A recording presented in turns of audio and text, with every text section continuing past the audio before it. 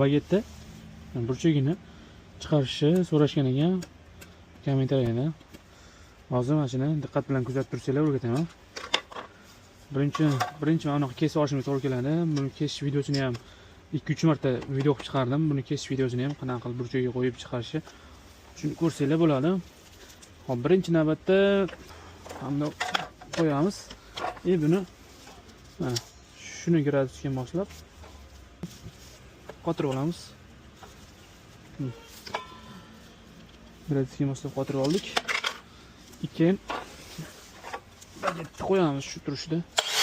Bagetda qattiq bosib olamiz. Sekin bosamiz.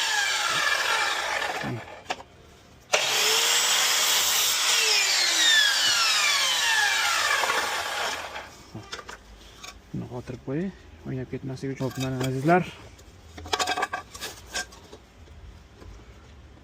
Nimadir mana ko'ryaptimi yo'qmi? Teng keldi. Uchiga bir-biriga to'g'ri keldi. Xo'p, mana uchaklari ham to'g'ri kelgan. Shuni qilib chiqarib olasizlar.